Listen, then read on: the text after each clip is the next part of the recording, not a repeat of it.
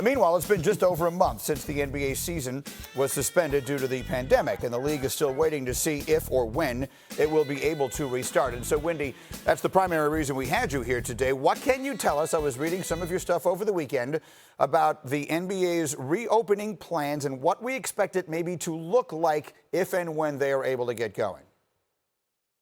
Yeah, Greeny, first off, there's no official plan on anything yet because the NBA isn't making any decisions until May. But Adam Silver has been very clear with everybody who works in the NBA, which is if you've got ideas, please bring them to us. And one of the things that teams and trainers and medical personnel have been talking about is, well, if the season can continue, how long does it take to get going? And one of the plans that has been presented is a 25-day process to get back in, which would be 11 days. That's the way it's been told to me. 11 days of individual workouts where you'd still have some distancing as you transition back to the game. And then if you had clearance from all the health officials to play 5-on-5 basketball, 2 weeks of training camp. Now, whether this plan actually gets enacted or not, I think it's clear, Greeny, that in talking to people around the league, they would like 3, 4, even 5 weeks to get back to playing. So if we get past this and we get the green light, it's still going to be a while before we could see basketball. And that doesn't take into account, this plan doesn't necessarily dictate whether it's regular season games that we come back to or we start the postseason immediately or any of those options. Those remain separate from the notion of the 25 days that it would be required before they could actually start playing games that count one way or the other. Yeah, and in all honesty, all of this is up to negotiation, and we don't know the calendar or anything. And I do think it's actually smart that Adam Silver has said, listen, we're not going to go day by day here. We're just going to wait until May 1st and see. But obviously, there's a lot of people in the league working on this, and they are really concerned about injuries on players. Some people I've seen compare this to the lockout back in 2011, but that's just not accurate because a lot of these guys aren't playing basketball. Yeah, if you have a great house with a beautiful indoor gym or you have access to something like that, you are playing by yourself maybe.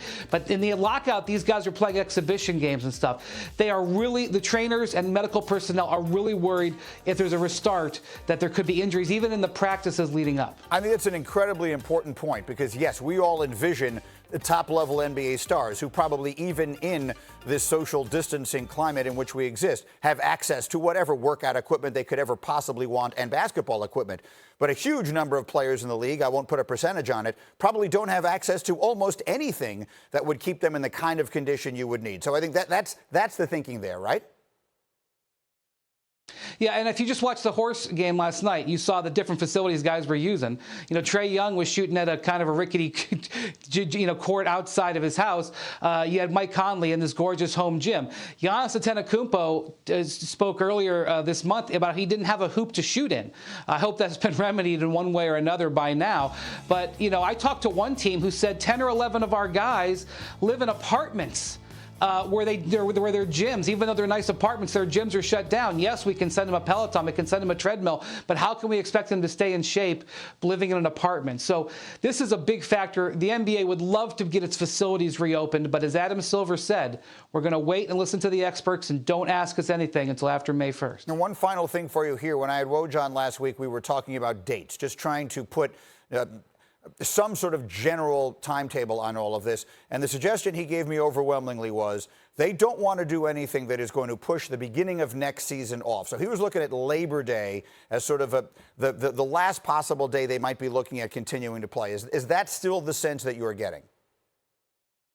Yeah, Adam Silver multiple times, while committing to nothing about this season, has made it clear that they don't want to harm next season. And so that is the natural backstop. So maybe you could delay a mid-October start a little bit, but you would not want to harm that. So, in theory, Greeny, if they prioritize getting the season in, they could let it go till whenever. But if there's a backstop, it probably is early September, and that's a reality that they're going to have to come to.